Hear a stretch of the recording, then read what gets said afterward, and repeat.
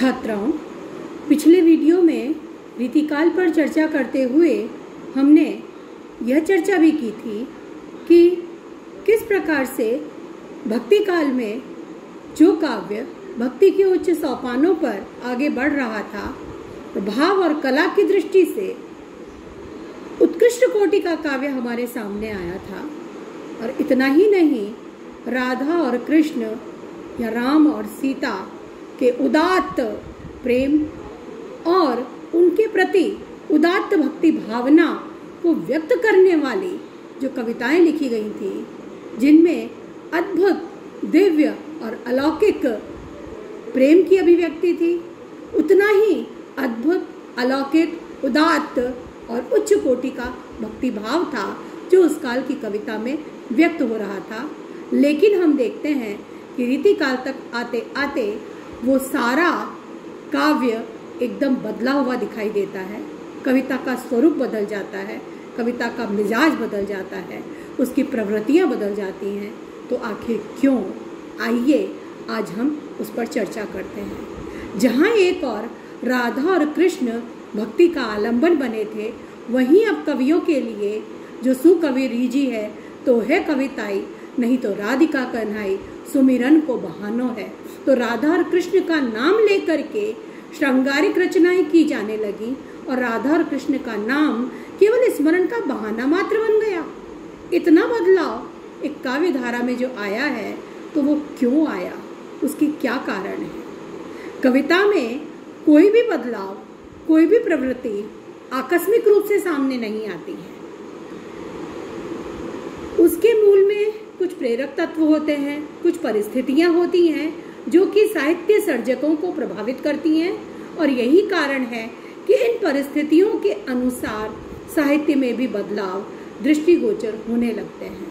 रीतिकाल के लिए भी कुछ प्रेरक परिस्थितियां रही हैं, तो आइए हम उन पर चर्चा करते हैं। सबसे पहले हम लेते हैं उस समय के राजनीतिक वातावरण को, या राजनीतिक पृष्ठभूमि को, या राजनीतिक परिस्थितियों को जिनका प्रभाव उस काल की कविता पर पड़ा। विद्यार्थियों, राजनीतिक पृष्ठभूमि को यदि हम देखें तो बाबर ने जिस मुगल राज्य की स्थापना की, उसका सूर्य अकबर तक निरंतर प्रचंड किरणों से प्रकाशमान रहा। बहुत अच्छी शासन व्यवस्था अकबर तक रहती है, लेकिन उसके बाद उसका पतन प्रारंभ हो जाता है।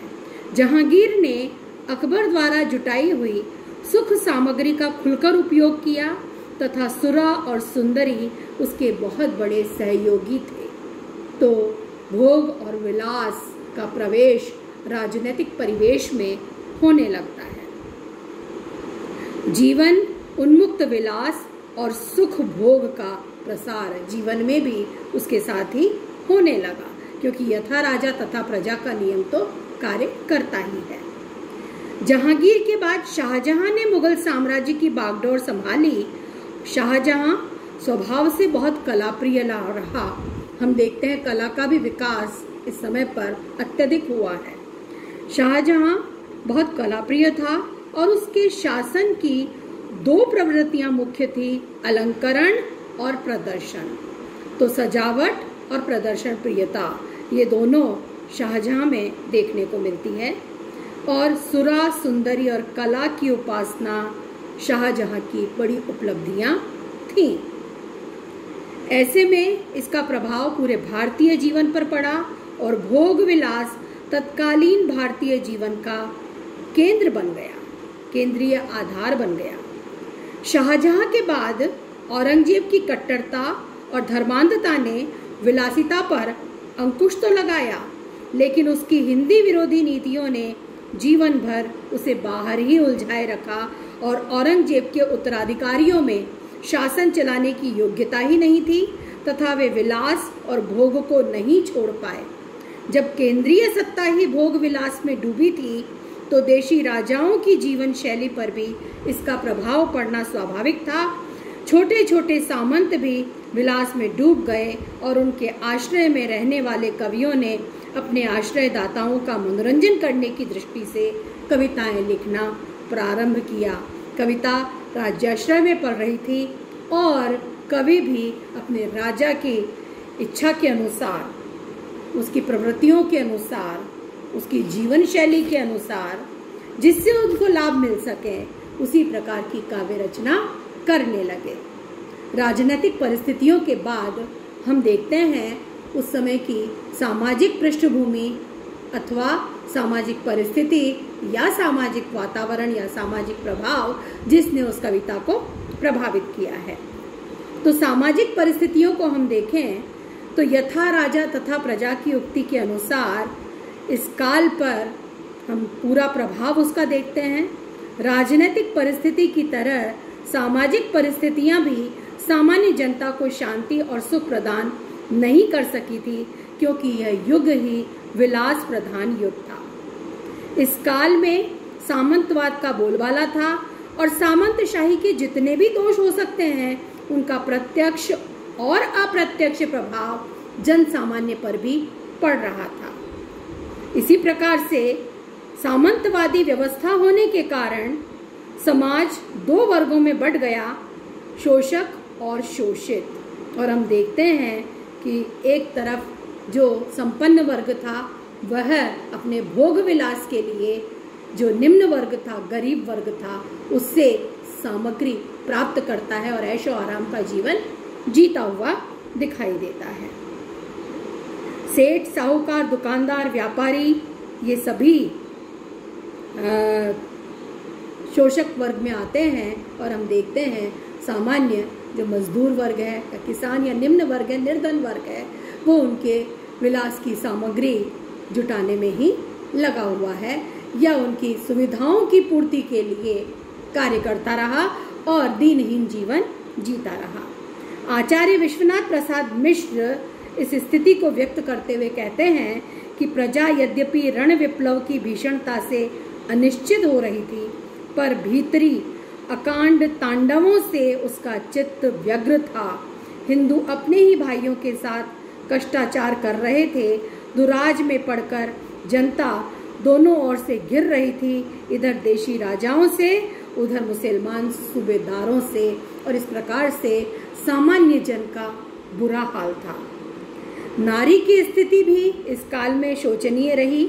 सामान्य जनता के शोषण के साथ साथ समाज में नारी की दशा भी खराब ही थी, शोचनीय थी, क्योंकि विलासिता की जो प्रवृत्ति थी वो प्रधान होने के कारण नारी केवल मनोरंजन और विलास की सामग्री बन गई थी और उसका भरपूर शोषण उस काल में हो रहा था।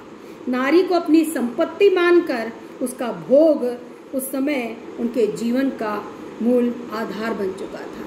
इन सब के साथ ही अंधविश्वास अत्यधिक बढ़ता जा रहा था समाज में, क्योंकि रीति काल में बढ़ते हुए विलास के साधनों से निम्न वर्ग के बीच कर्म और आचार के स्थान पर अंधविश्वास घर कर रहा था। जब जनता कर्महीन, कर्तव्यहीन हो जाती है, जब जनता मुसीबतों में पड़ जाती है, तो इस प्रकार के अंधविश्वास बढ़ते चले जाते हैं। तो कर्म से दूर था समाज, क्योंकि राजा भी कर्म से दूर था, विलासी था, तो उसका अनुकरण करते हुए जो धनाढ्य वर्ग था वह भी विलास में डूबा हुआ था, और दूसरी तरफ जो सामान्य प्रजा थी वो कष्ट भोग रही थी और उनमें आचार विचार के स्थान पर कर्मकांड और अंधविश्वास अपना घर कर रहे थे। हिंदू मंदिरों में और मुसलमान पीरों के तकिए पर जाकर अपना मनोरथ सिद्ध करने लगे, और जनता में इस अंधविश्वास का मुख्य कारण अशिक्षा थी, जिसका सीधा साधा फायदा पुजारी और मुल्ला उठा रहे थे। इसके पश्चात हम देखते हैं सामाजिक परिस्थितियों के पश्चात धार्मिक परिस्थितियां कौन सी थी जिसने इस काल की कविता को, साहित्य को प्रभावित किया, इस काल को पूरी तरह से प्रभावित किया, और कला और साहित्य भी उससे प्रभावित हुए। तो अब हम आते हैं धार्मिक परिस्थितियों पर। तो धार्मिक नैतिकता की दृष्टि से हिंदी साहित्य का रीतिकाल घोर अधः पतन का युग है। इस अधः पतन के परिदृश्य में किसी श्रेष्ठ धर्म की कल्पना करना बेकार था। धर्म के नाम पर पंडितों, मुल्ला, मौलवियों तथा पीर मुर्शिदों की वाणी का बोलबाला था। हिंदू और इस्लाम धर्म हमर याला बनकर एक दूसरे के साथ हो गए। सुरा और सुंदरी ने दोनों को एक कर दिया। भक्ति के केंद्र मंदिर भी महंतों और देवदासियों की कामुकतापूर्ण और इंद्रिय साधना के केंद्र बन गए। रीतिकालीन साहित्य धार्मिकता और नैतिकता के स्थान पर कामुकता और विलासिता की अभिव्यक्ति का माध्यम बन गया, जिसमें उन्होंने राधा कृष्ण को भी लपेट लिया। मंदिर ही जब भक्ति का आधार नहीं रहे, वहाँ भी पूरे राजनीतिक परिदृश्य और पूरे सामाजिक परिदृश्य का प्रभाव दिखाई देता है, जहाँ मंदिरों में देवदासी प्रथा प्रचलन में आ गई और महंत और देवदासियों के जो इंद्रिय साधना है उसका केंद्र मंदिर बनते चले गए और धर्म के नाम पर विलासिता का बोलबाला बढ़ने लगा। तो ऐसे में यही हो गया, जो सुकवि रीझी है तो है कविताई, नहीं तो राधिका कन्हई सुमिरन को बहानो है। अगला हम लेते हैं धार्मिक परिस्थितियों के पश्चात साहित्यिक सांस्कृतिक परिस्थितियां उस काल की किस प्रकार थी जिसने इस साहित्य को प्रभावित किया। तो उसमें हम देखते हैं कि अलंकरण और प्रदर्शन के इस युग के आधारभूत तत्व थे। अलंकरण और प्रदर्शन प्रियता हमें मूलतः दिखाई देती है। अरबी और फारसी की कविता हुस्न और इश्क की कविता थी। उसके उपास्य शीशामय और पैमाने थे। इसका प्रभाव हिंदी कवियों पर भी पड़ा, क्योंकि राजा था वो, वहाँ शासन में फारसी प्रचलित थी और फारसी में ज़्यादातर हुस्न और इश्क की कविता ज़्यादा कही जा रही थी। इसका प्रभाव हिंदी कवियों पर भी सीधे सीधे पड़ा है और उस कविता को भी उन्होंने प्रभावित किया। तो हिंदी कवियों ने भी उस समय पर ऐसे ही कामुकता भरे वर्णन प्रारंभ कर दिए। रीतिकालीन कवि के लिए कविता का लक्ष्य कोई उदात्त मूल्य नहीं था। इस युग की सारी साहित्य साधना विलासी मुगल दरबारों की प्रेरणा का ही फल थी और रीतिकालीन कविता के बारे में डॉक्टर सावित्री सिन्हा का कथन हमें बहुत सटीक लगता है कि स्वार्थपरायण राजनीतिक व्यवस्था, सामंती वातावरण, राजनीतिक विकेंद्रीकरण और सामाजिक अव्यवस्था और विलासपूर्ण वैभवजन्य प्रदर्शन प्रधान अलंकरण प्रवृत्ति का तत्कालीन साहित्य एवं विविध ललित कलाओं की गतिविधि पर बड़ा प्रभाव रहा। तदयुगीन कलाकार की आत्मा पर ये बाह्य परिस्थितियां एक प्रकार से हावी हो गई थी। चेतना के सूक्ष्म, सार्वभौम और नित्य तत्व बाह्य जीवन की स्थूल साधना में लुप्त हो गए थे। स्थूल की सूक्ष्म पर विजय के कारण ही इस युग में रीति काव्य लिखा गया। देखिए, हम छायावाद की चर्चा करते हैं, आगे चल करके हम कहते हैं सूक्ष्म की स्थूल पर विजय है। यहाँ स्थूल की सूक्ष्म पर विजय है। सूक्ष्मता थी भक्ति काल में, जहाँ आत्मा की उदात्तता का वर्णन है, आत्मा की उच्चता का वर्णन है, नैतिकता का वर्णन है, आत्मा के ऊपर और ऊपर उठने का वर्णन है। उसके स्थान पर यहाँ आकर के कविता में पूरी तरह से स्थूलता ने अपना प्रभाव जमा लिया।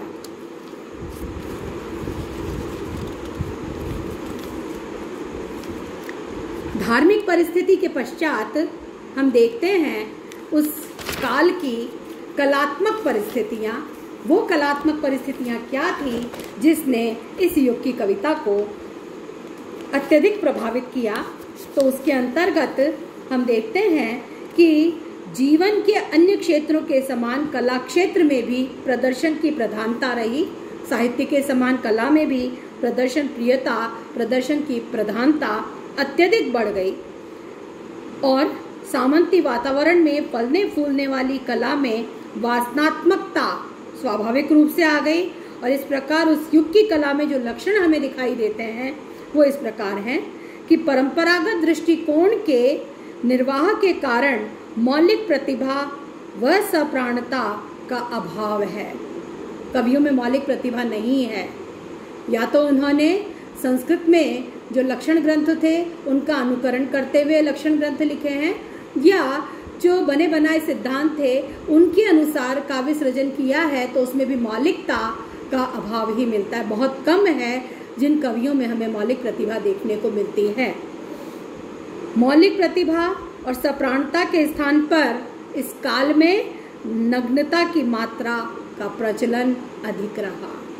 केवल वैभव विलास की सामग्री राजाओं, नवाबों, सामंतों और धनिकों के लिए लुटाना और उसके आधार पर इनाम आदि हासिल करना, ये कला का उद्देश्य बनकर रह गया। इसीलिए चित्रकला में भी नग्नता अधिक दिखाई दे जाती है। इसी प्रकार से कला इस समय पर स्वामिना सुखाय हो गई। एक होती है स्वांतः सुखाय, एक होती है लोक हिताय, जिसको हम कहते हैं कला कला के लिए और कला जीवन के लिए। जहां हम देखते हैं कि स्वांतः सुखाय खुद के सुख के लिए, खुद के आनंद के लिए कला का सृजन, और दूसरा है लोक हिताय यानी संसार के कल्याण के लिए कला का सृजन। लेकिन यहाँ पर तीसरा ही एक स्वरूप देखने को मिलता है, स्वामिना सुखाय, यानी स्वामी को जो प्रिय हो वैसी कला का सृजन किया जाए जिससे इनाम आदि मिल सके। और रुग्ण श्रृंगारिकता अत्यधिक बढ़ गई और इसके साथ ही आत्म प्रेरणा तत्व की कमी के कारण कला में प्रशस्ति तत्व अधिक आ गया। राजा की प्रशंसा करना, अमीरों की प्रशंसा करना, सामंतों की, नवाबों की प्रशंसा करना और इनाम पाना, ये प्रवृत्ति अधिक हमें देखने को मिलती है। तो अंत में हम कह सकते हैं शिव कुमार शर्मा के शब्दों में कि हिंदी साहित्य युग और प्रवृत्तियां में वो कहते हैं, वास्तव में रीतिकालीन कवि और कलाकार दोनों की दशा एक ही थी, दोनों ही आश्रयदाता की रुचि पर पल रहे थे, अतः उनकी प्रसन्नता के लिए दोनों को ही श्रृंगार परक प्रतिपाद्य और कला प्रधान चमत्कारवादिता को अपनाना पड़ा। अगले वीडियो में हम इसके आगे की चर्चा करेंगे, रीतिकाल के संबंध में और शेष चर्चा हम आगे करेंगे।